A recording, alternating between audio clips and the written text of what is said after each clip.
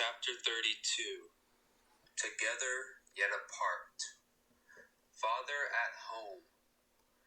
In 1946, Charles and Anne purchased a permanent home, their first since the Hopewell House. Located on Long Island, south in Scotts Cove near Darien, Connecticut, it had 9 bedrooms, 6.5 bathrooms, and plenty of space for the family, which had grown in October 1945 with the birth of their second daughter, Reeve. Anne envisioned them a settled family at last. No more moving every few years, no more glaring national spotlight. She and Charles would be together, peaceful, walking through the birch grove or open fields. He'd be home for good. But Charles was incapable of staying still for long. It was as if he'd bought the house as a safe place to stow his family while he left and returned.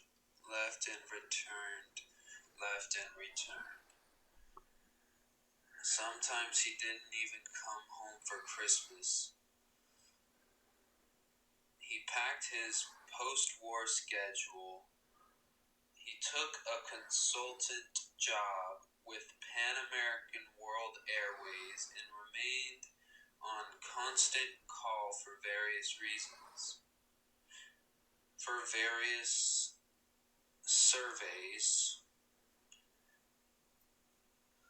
and reports to the Army.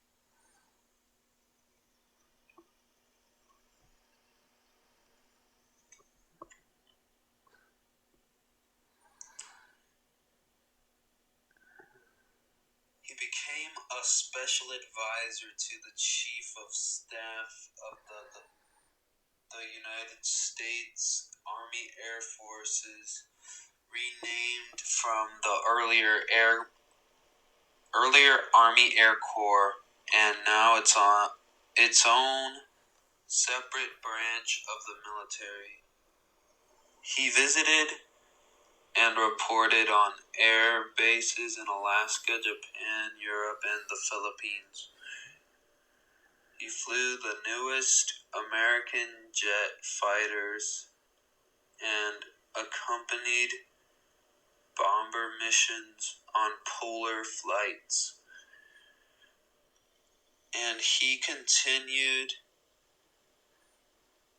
to adapt new equipment for commercial airlines.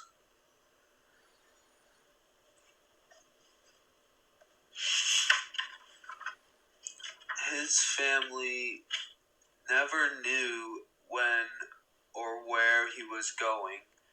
They didn't know how long he'd be away or even when he'd be returning.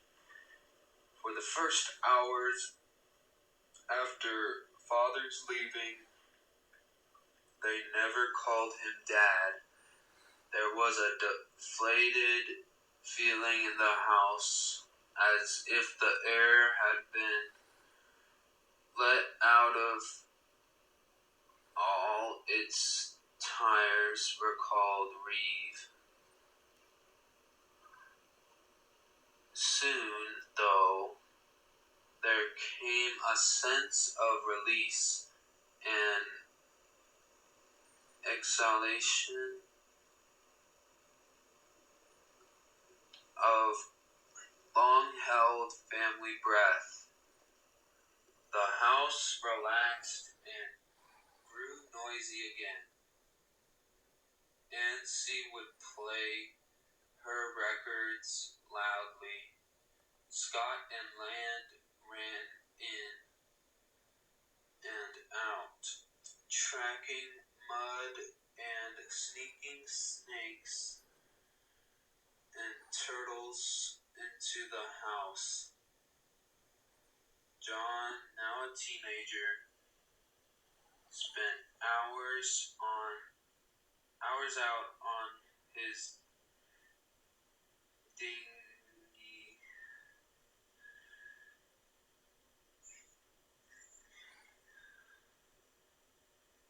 setting up lines of lobster pots while Reeve swished barefoot through the mud around the cove.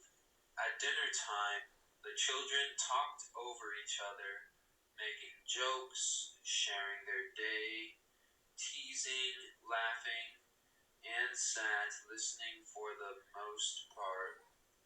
Charles' absences left her depressed, and little cheered her. Still, the children's antics amused her.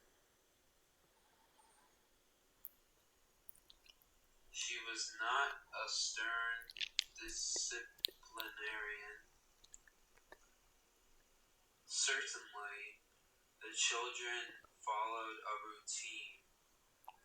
They went to school and basketball practice or music lessons. They did their homework, brushed their teeth, had regular bedtimes, but Anne didn't lecture them if they left the rake out under the tree overnight or used a bath towel instead of a beach towel to go swimming.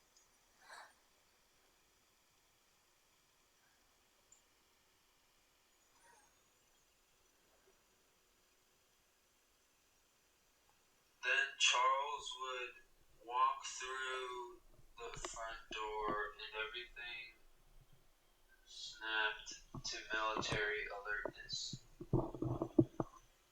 His presence sent waves of tension through the house.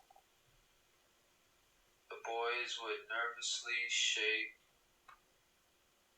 his hand. The girls would hug him, but not too exuberantly.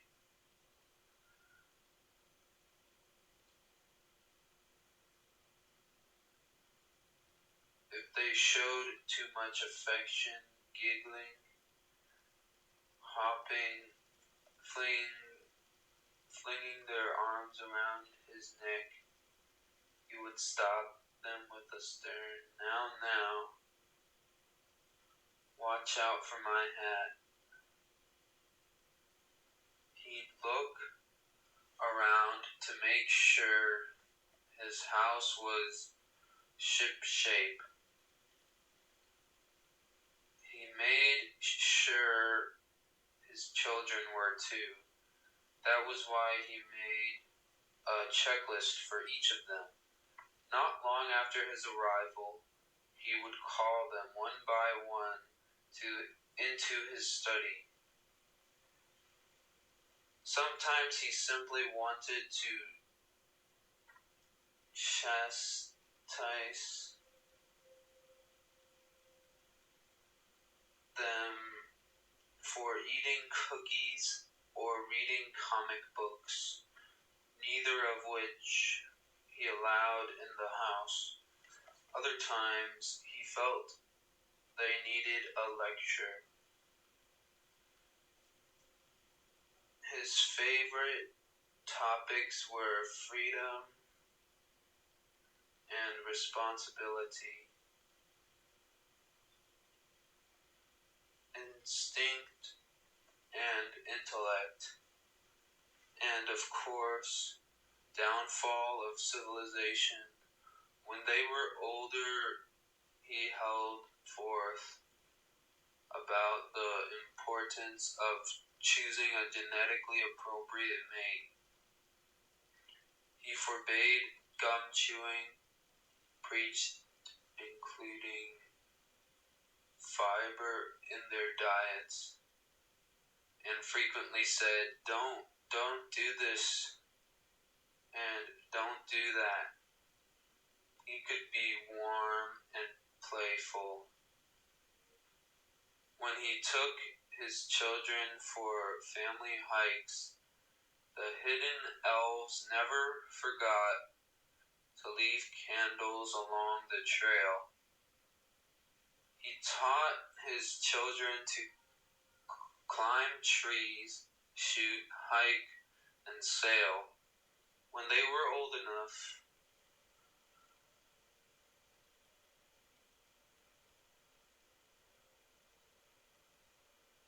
he taught them to drive.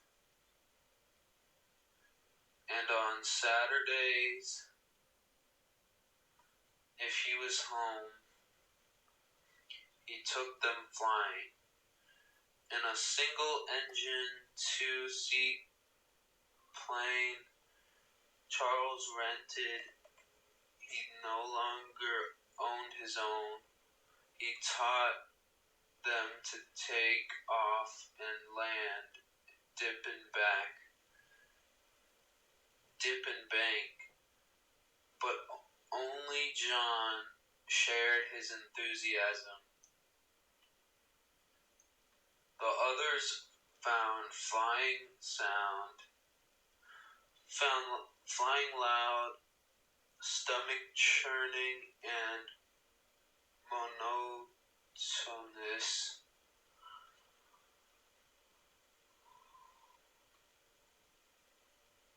Charles, however, insisted they take part in these family activities even if they didn't want to. If his children grumbled, he pulled rank.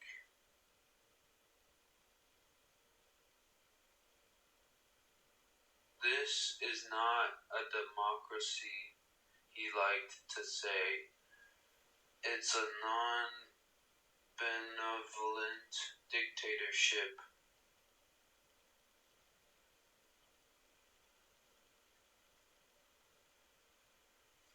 Dinner was a serious occasion. A typical topic was nuclear war and what to do in case of one.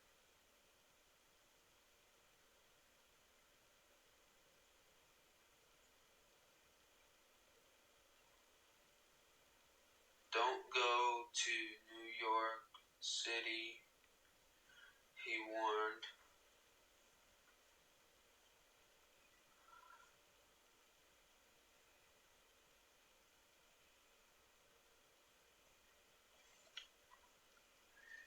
A big city would be a target.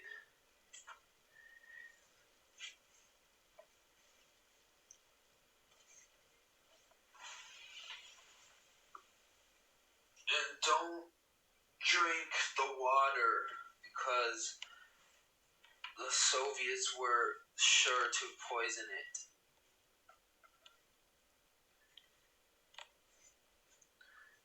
Usually the children replied dutifully, "Yes, Father."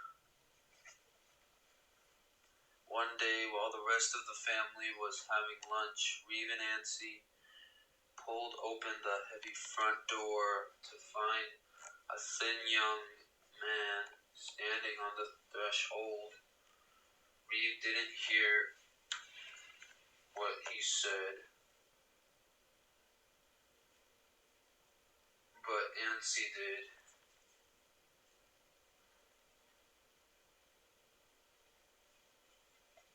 Crying out with fear, she slammed the door in the stranger's face. Charles came on the run, his face tight and grim. What was the matter? Nancy repeated what the stranger had said, and the Charles expression softened.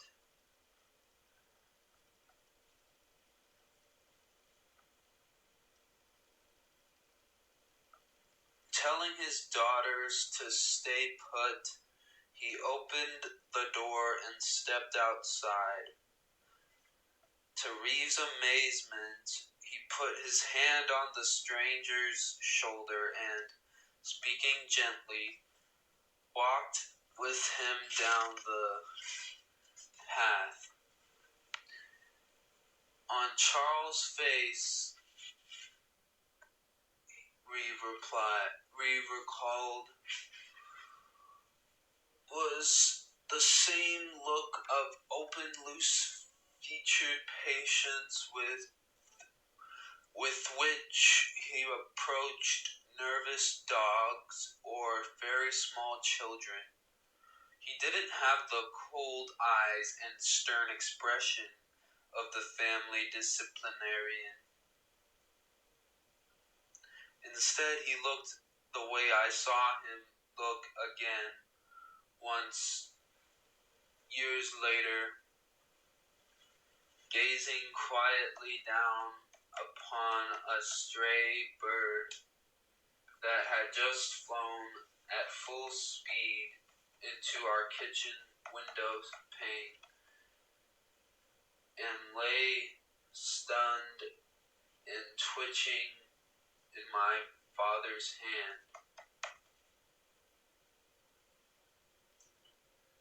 The young man, Reeve later learned, believed he was the Lindbergh's kidnapped baby.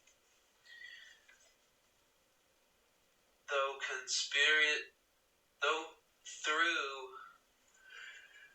through conspiracies and cover-ups, he'd been switched with another child and raised in the wrong family. But he was back now, he claimed, Charles' long-lost Buster. His story came as a shock to the Lindbergh children.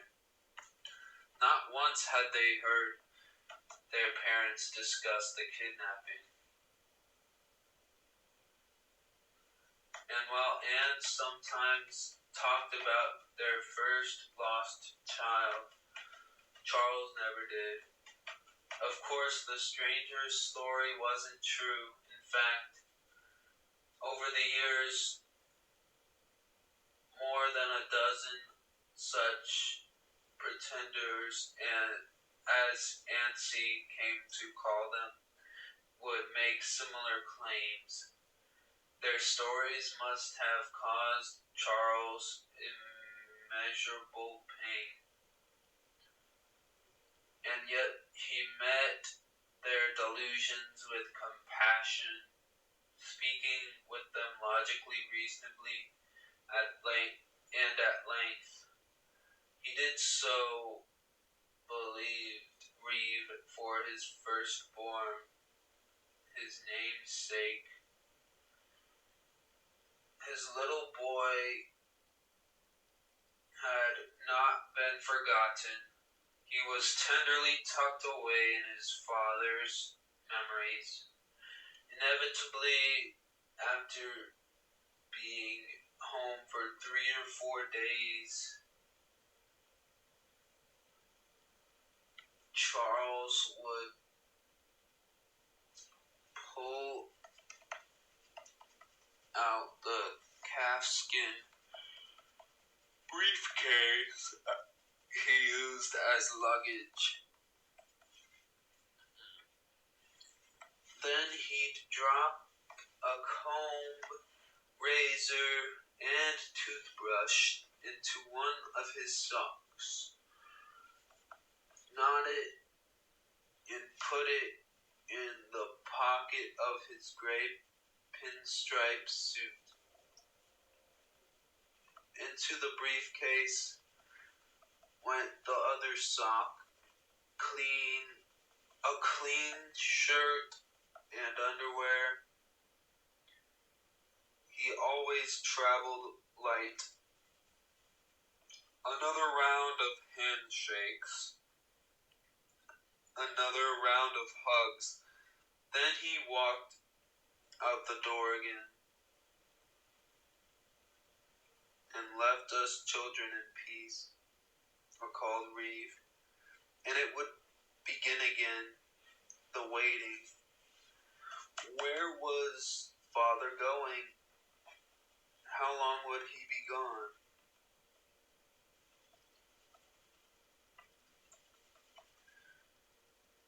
When would he be back? And alone. Charles had abandoned his faithful crewmate, leaving Anne feeling depressed and overwhelmed. Sometimes she cried the whole day. In hopes of finding solace, she retreated to her riding trailer behind the house. He'd installed it there as both encouragement and proof of his belief in her writing. But sometimes when she sat in it, her books and papers and pencils spread across the table, she felt guilty. She didn't feel like she was writing anything worthy.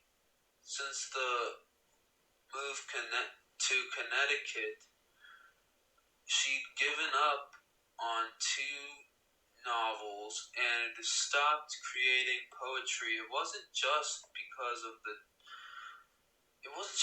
the children took up so much time and energy. She felt frozen with panic every time she tried to write something other than a diary entry or letter.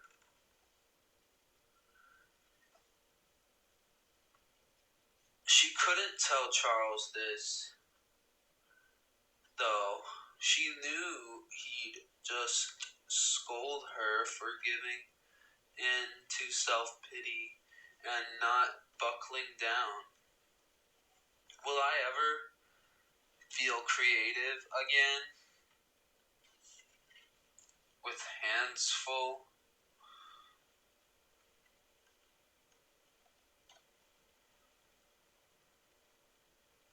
She asked herself. The Spirit of St. Louis. Sometime in 1950, Charles handed Anne a manuscript. His manuscript, he'd been working on it everywhere, in planes, on ships, in taxis, in Papua New Guinea,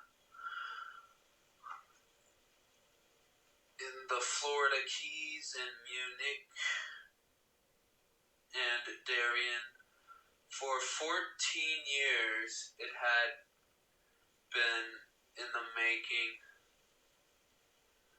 A memoir covering the first 25 years of his life, but his life up to the end of his 1927 transatlantic flight.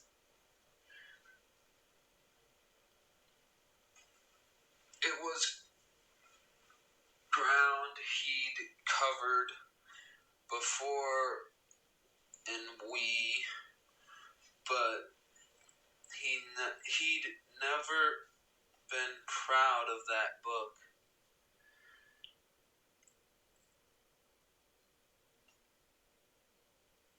Since its publication, he'd longed to create a better, more accurate version.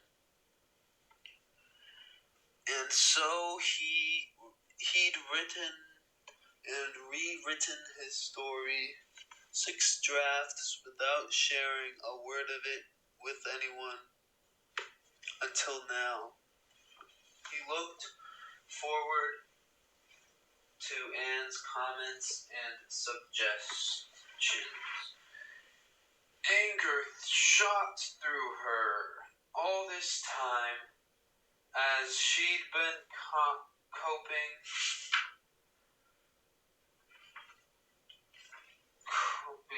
with the children with little time for solitude and creative thinking. He had been writing. He was being creative in these years. I was not. At least not in a way I could show. She felt he'd invaded her field, the only field I had of my own.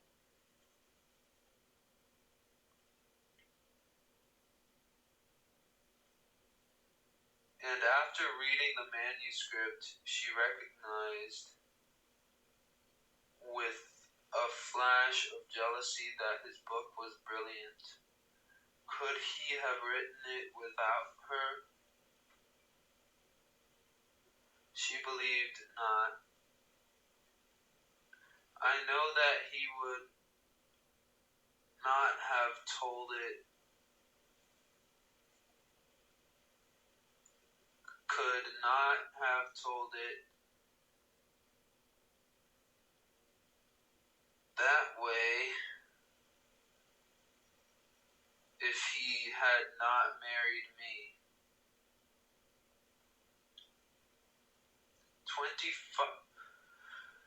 20 years of living with me have gone into that book.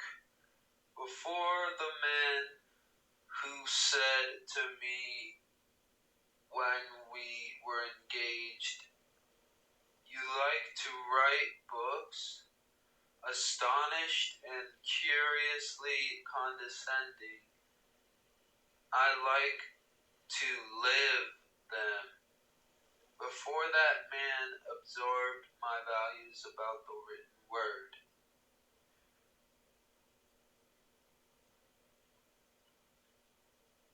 But she pushed aside her feelings.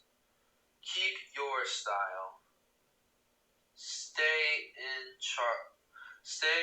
character, she advised him. Your own style is the style in which you speak. Imagine you are speaking to me, not writing at all. When finished, the book told almost entirely in the present tense, gave a sense of suspense to the flight that compelled readers, lots of readers. Published in 1953, The Spirit of St. Louis became a huge success, selling hundreds of thousands of copies in its first year. Critics roundly praised it as a masterpiece and an American classic. We have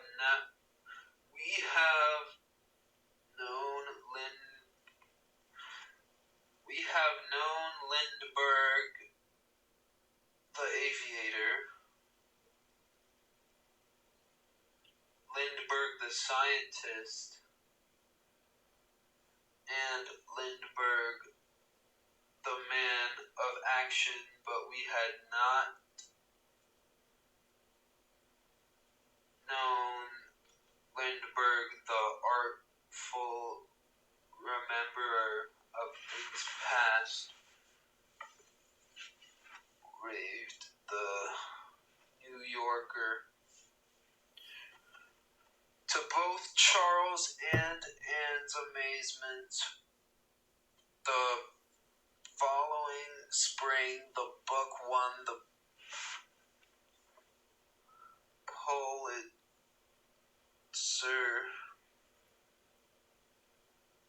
Prize for biography.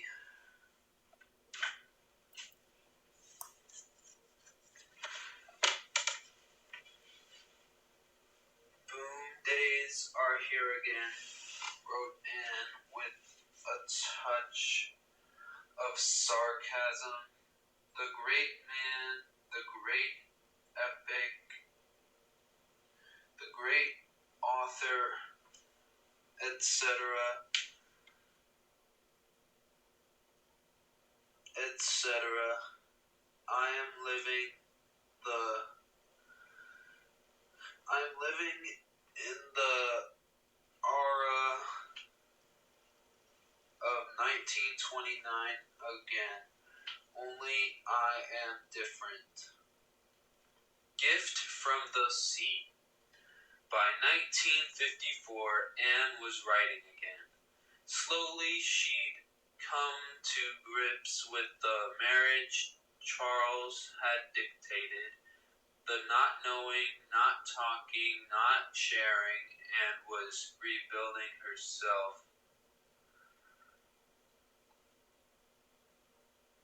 She did it on the page. I cannot see what I have gone through until I write it down, she said. I am blind without a pencil.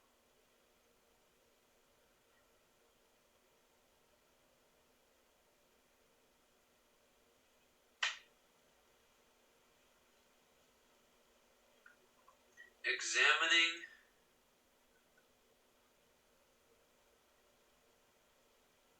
the stages of her life, wife, pilot, mother,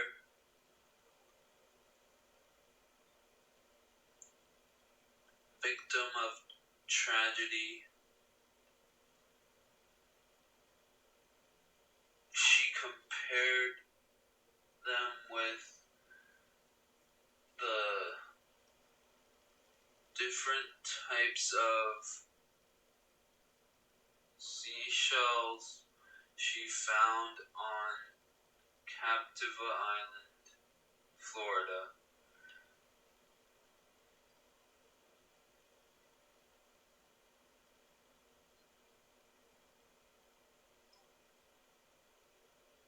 A place she'd begun visiting in the 1940s. The moon shell, the double sunrise, the Argonauta.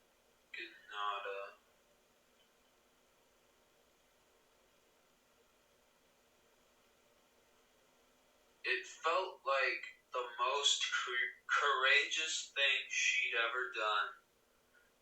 This honest reflection of her life and marriage. And when she finished, she discovered she'd found her voice not only as an author, but also as a wife.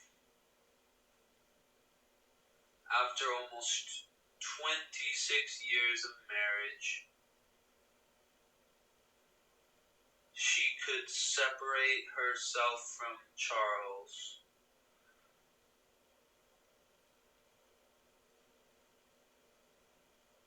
She no longer saw herself through his eyes, but through her own. Of course, that did not mean she stopped. Of course, that did not mean she'd stopped loving him, but she now understood she didn't have to give her life over to him.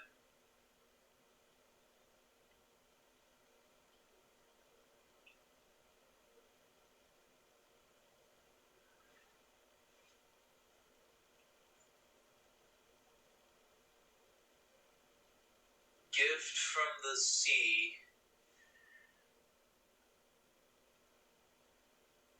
is what she called her reflections.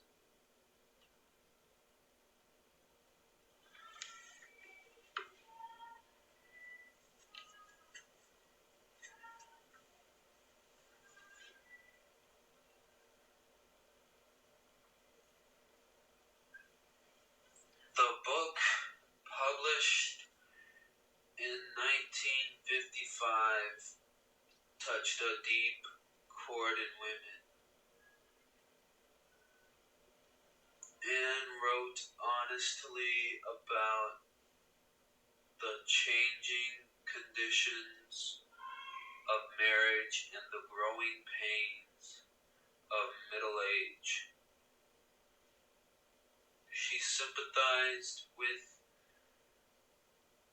a woman's instinct to spill herself away, the eternal nourisher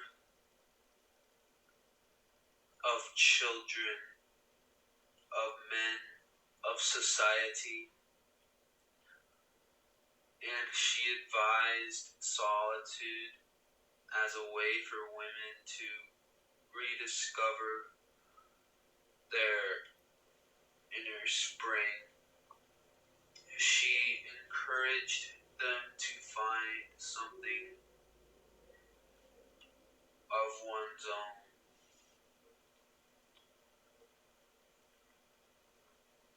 Her book became one of the greatest publication successes of the 20th century, selling 600,000 copies in hardback that same year and remaining on the New York Times bestseller list for 80 weeks.